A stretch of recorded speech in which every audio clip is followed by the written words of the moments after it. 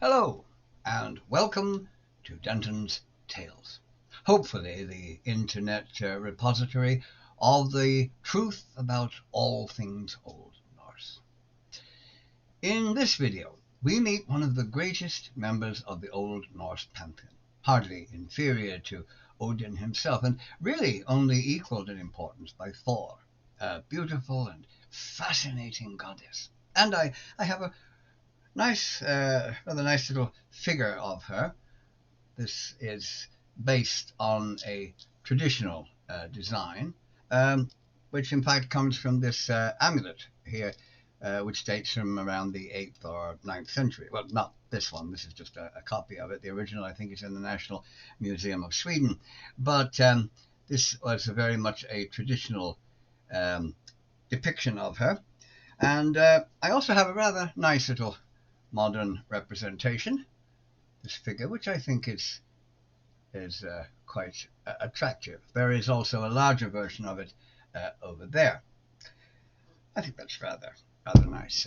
Anyway, and she, as we see them today, and probably in Old Norse times as well, stands head and shoulders above most of the other gods of Ásgarðr, or Asgard, as it is in English, the home of the Norse gods. Yes, Ásgarðr, not Valhalla. You can see the spelling of it on the thumbnail to this video. Just to clear that up before we proceed, for those who are new to Old Norse subjects, the gods did not reside in Valhalla. No, in fact, they couldn't have, even had they wanted to, since there was no such place as Valhalla. Its non-existence, of course, would rather obviously have severely handicapped their ability to actually live there. The noun only came into general use in English in 1768. There was, however, a Valhall, which translates as the Hall of the Heroes Slain in Battle, from Val, which meant specifically one who was killed in battle, and Hall, which rather obviously, I suppose, meant a hall. And it was actually just one of many halls owned by the gods in Ásgarðr.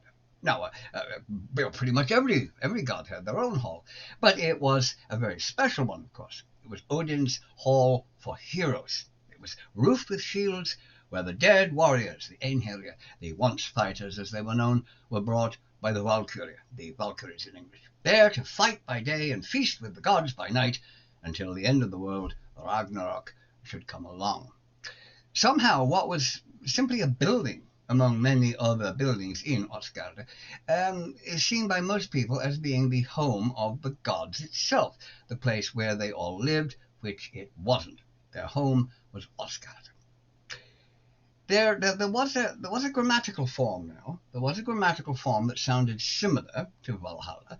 If you wanted to go to Valhall, you said til Valhalla, where til was to in Old Norse, but that still isn't Valhalla. Now, having cleared that up, I hope to everyone's satisfaction, on to the subject of this video, the great goddess Freyja. Freyja is usually pronounced Freyja, though that is a modern pronunciation. Her name in Old Norse will be Freyja, so you can say that is the correct pronunciation of her name, whichever language you actually speak yourself. Now, there were two races, or tribes, if you like, of gods, the Vanir and the Aesir, and they fought a great war. The Aesir fighting principally with weapons, while the Vanir relied heavily on magic. Magic was a feature of the Vanir gods. Now, eventually they got tired of fighting, since neither side was really getting anywhere. It had become a rather boring stalemate. So they agreed a truce in typical Norse fashion, which was an exchange of, well, they probably like to think of it as guests, come and live with us as our guests, though it would be nearer to what might be considered hostages, ensuring the good behavior of both sides, since any bad behavior could result in well, I suppose a certain amount of discomfort. Now, two gods from the Aesir, Heinir and Mimir, went to join the Vanir, while the Vanir sent three to Ásgarðr, Njord and his two children, his son Freyja, and his daughter Freyja. Though herself a Vanir, and the Aesir were the dominant gods, remember, Freyja would become the greatest goddess of Ásgarðr, surpassing even Frigg in many ways, despite Frigg, as the wife of Odin, actually being the queen of the gods. And she is best known to us today, dominating our view of Norse mythology along with Odin and Thor. Those are the two principal goddesses of the Norse pantheon, Freyja and Frigg. But they may have been one and the same, at least early on in Norse religious belief. There are similarities. For example, Freyja's husband was Odr, and he goes off and he leaves her, and he never comes back. To put it bluntly, well, he dumped her. He wouldn't have won the Husband of the Year award, that's for sure, but for some reason or other, she was still very much in love with him, and she wept for him, crying tears of red gold. Yes, he certainly was not the most wonderful of husbands, but apparently she was still devoted to him. But note the similarity now where we're coming to of names. Odr, just bear that in mind. Now, Frigg was married to Odin. You see, note the similarity of the name, Odin, Odr. And he was frequently absent from her, doing whatever it was that he went off to do, though in his case he did show up again from time to time. And Frigg's name means love, which again shows a connection. Now, Freyja was not slow to take lovers. Oh no, she was the personification of love and romantic things, after all. And her husband was absent without leave, you might say, and in Odin's absence, neither was Frigg putting up with an empty bed. Oh no, she sleeping with the two gods who were minding Ásgarðr while Odin was away. His brothers, in fact, Vili and Ve. Another interesting similarity, and maintaining a sort of physical link with him, I suppose you could say. I mean, they were his brothers after all, making them the closest thing to Odin other than Odin himself from the intimate point of view. Anyway, you get the idea. In one story, of course, Freyja is actually mentioned as being with Odin, not Odr. Later on, now right enough, the two goddesses are mentioned as completely separate beings, but in earlier times they do seem to have very likely been one and the same. Both names could have been used for the same goddess, or, of course, it could simply be a confusion, due to the fact that all the stories of the gods were verbal tales, not actually written down until belief in the old gods had all but ceased to exist, pushed aside by Christianity, and frequently distorted by later Christian retelling of the old stories. In that case, their seeming early separate identities could have been no more than a misunderstanding due to being handed down for centuries by word of mouth, then written down over 200 years after the rise of Christianity. Stories handed down from generation to generation do tend to alter a little bit as they go along as well, of course. Now, the Heimskringla saga, written in Iceland in the 13th century by Snorri Sturluson, describes Odr as Freyja's husband, and it says that he is the father of her daughters, Hnoss and Gersemi, both said to be so beautiful that the names used for what were called our most precious possessions both literally mean jewel, which is rather nice, I think. As it is, Freyja herself has quite a few names, many listed by Snorri Sturluson in his Prose Edda, and these include Horn, meaning flaxen, Maldol, which may mean something like the brightener of the sea, Gefin, which means she who gives, and Syr, which translates as a sow, a female pig. Since the pig, or rather in this case the boar, is very much a symbol of the Vanir gods and sacrifices to them, and both Freyja and her brother Freyr are said to ride on boars, she on Hildisvini, meaning the battle swine, and he on Gullinbursti, meaning golden bristles. She is also called Vanadis and Valfreyja, both of which I'll say more about later on. They are quite significant in relation to a particular aspect of her. The name Freyja itself means a lady, especially a noble lady, and it originates from the Proto-Germanic feminine noun Freuen, literally a mistress, similar to the Old Saxon Frue, which meant lady or mistress, or the Old High German Frauen or lady, from which of course we get the modern German Frau. She is Lady, a title as well as being used as her name. And her brother, Freyja's name means a lord. So together they were the Lord and the Lady, names and titles at the same time. Many girls were named after her, of course, in Old Norse times. One very well-known example being Freydis Eriksdottir, the daughter of that famous Viking Eric the Red.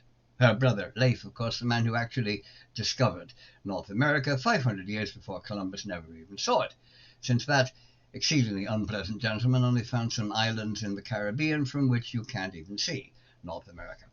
And he has been celebrated ever since for something he never actually did, the Vikings being the first Europeans to actually set foot on the North American continent. Perhaps Columbus Day ought to be universally replaced with Leif Erikson Day.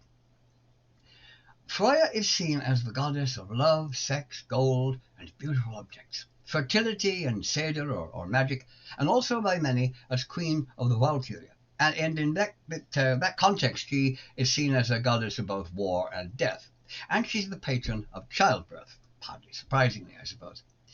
She is said by Odin himself to be very fond of listening to love songs or poems. Indeed, she is actually the patron of love songs, to lend an especially favourable ear to men who may call upon her. Understandable, of course. And it's good to invoke her in love affairs. Freyja is, of course, very much associated with the love aspect, though perhaps sexual pleasure, the joy of intimate physical contact for itself, rather than being in love as such, might be a better way of putting it, since her own associations, we might call them, are of intimate relationships that didn't really involve her actually falling in love with anyone. They were more interludes of physical pleasure, the enjoyment of intimacy with another person. One-night stands, as we might say today. There's nothing, of course, wrong with that. It's a nice, excuse me, a nice and natural thing. Though, of course, that would obviously give her a sympathy with and an understanding of those people who were in love, and no doubt a desire to assist them, as Odin himself suggests.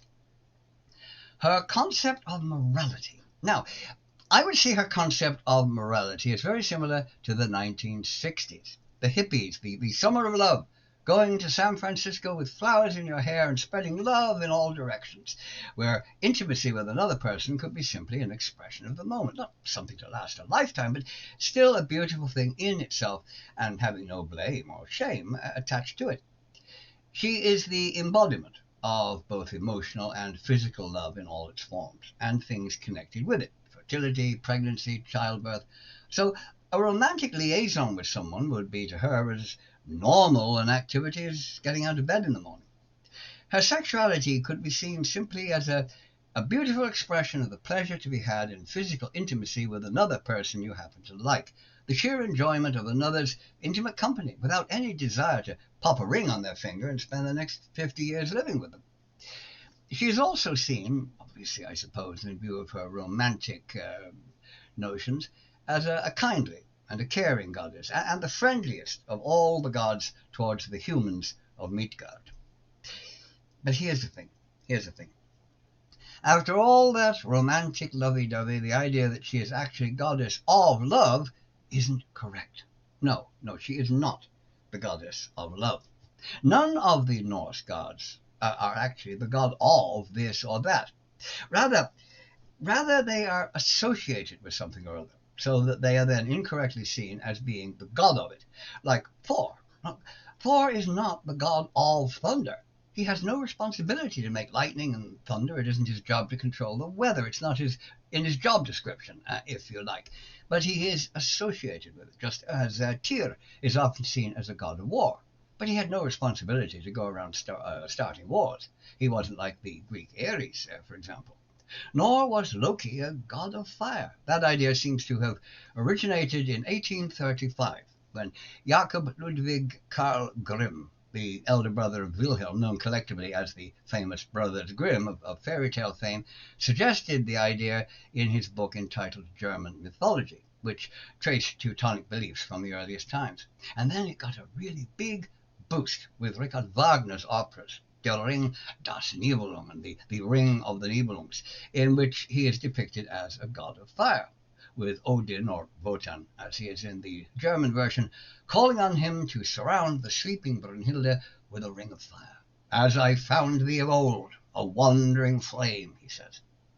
That may also, of course, have been helped by the word Logi, meaning a flame, being similar to the name Loki, but actually having no connection with him whatever. In his true Norse form, Loki couldn't have lit a fire in his own hearth without kindling and a tinderbox. So too, Freyja isn't goddess of love in the sense that it was her job description, if you like, since she did not control it as such. She wasn't responsible for it. She wasn't even the cause of it in the Greek sense of being god of something. Persephone and her mother Demeter, for example. When Persephone goes with Hades to the underworld for half of the year, the earth becomes cold without her presence. Winter results, it snows. But when she returns and is reunited with Demeter, the sun shines once more, flowers grow, bunnies are hopping around, there are butterflies, everything is lovely and warm. Summer returns. Joy now fills the land. She and her mother together were the summer. They caused it, they created it. Without them, it couldn't happen. But Freyja could go to visit hell in her realm in Niflheim for a few months without having the slightest effect on people falling in love, having sex, or doing anything else.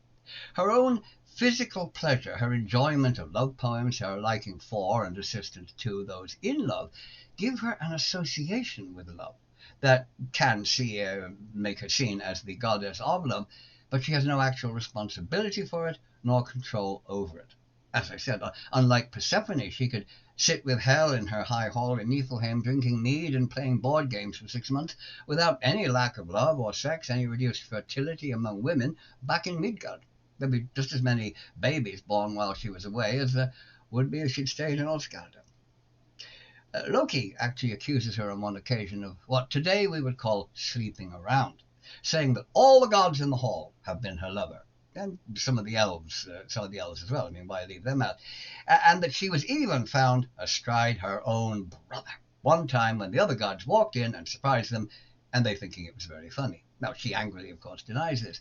And one could say that he was hardly one to talk, given his own indiscretions with a female giant, Angrboda, to say nothing of his fling with a male horse. But Loki, being Loki, was just trying, of course, to cause trouble and mischief as usual, which he did rather well.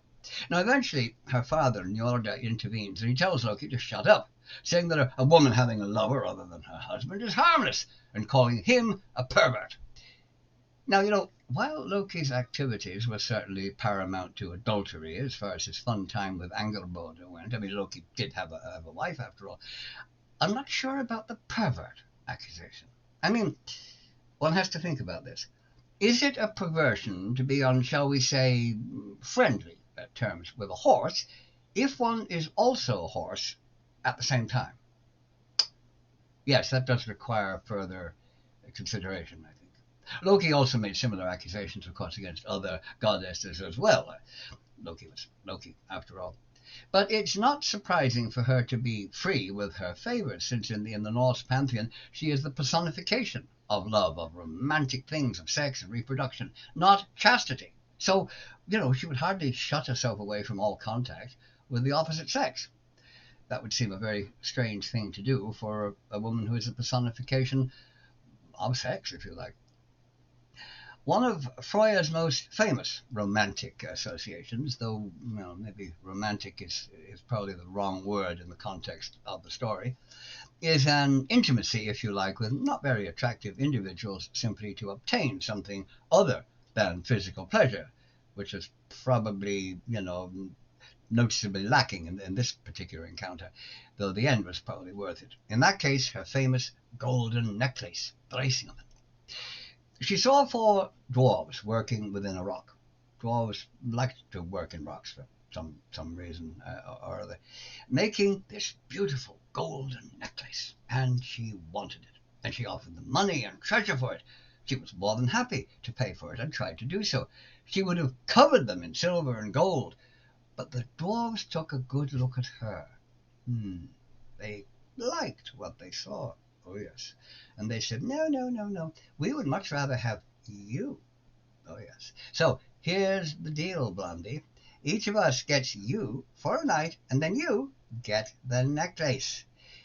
they were insistent. No payment, just personal services, we might say. So she agreed, probably rather reluctantly. But she really wanted that necklace. The dwarves would not be the most romantically attractive characters in Norse mythology, of course, but as I said, she wanted that necklace. Oh yes, she really wanted it. So she spent a night with each of the dwarves in turn, and then took the necklace. Charming story, isn't it? Anyway, moving swiftly on from that one. As to her role with the Valkyries, the romantic flying armoured women who took dead warriors to Valhalla to feast with the gods, they are not described as having a leader, a commander, other, of course, than Odin himself, who gave them their orders as to who should live and who should die before he sent them off to the battlefield. They do not appear to have anyone to whom they seem to report, other than Odin, obviously. But Freyja's association with them is principally due to rather indirect mentions of her in poems and the like. Odin, for example, mentions that she rides to battle, but he doesn't say if she is a Valkyria herself or merely riding with them. And there are those two names of hers, which I'll come to later. In the poem Grimnismal, Odin lists the various halls that the gods own in Ásgarðr. And when he gets to number 9, he says how half the warriors who die in battle go to Valhalla, while Freyja takes the other half to Folkvanga. He says the 9th is Folkvanga, where Freyja decrees who shall have seats in the hall. The half of the dead each day does she choose, and half shall Odin have.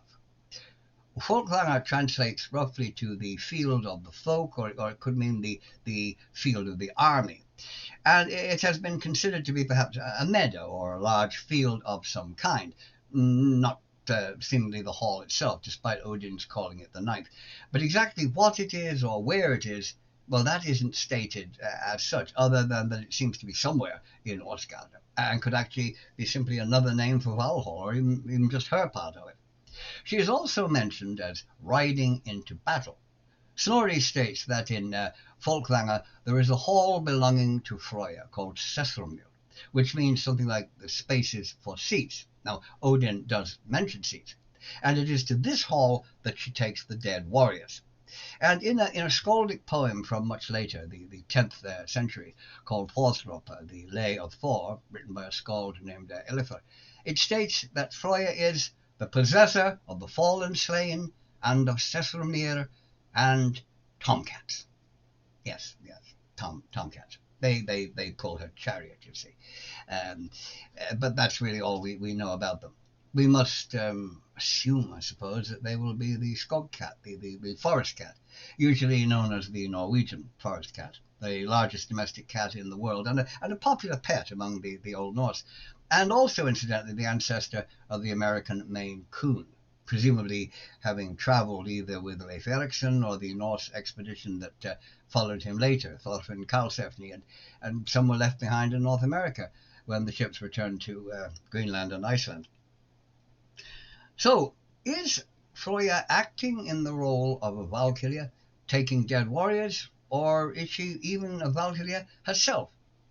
Certainly, she is taking warriors, and she is mentioned as actually riding into battle, but it isn't clear if she fetches them from the battlefield herself, or simply takes them from the Valkyria when they arrive in Ásgarðr. A sort of warriors for Valhalla to the left, warriors for Folkvanga to the right, one for you, one for me, one for you, and so on.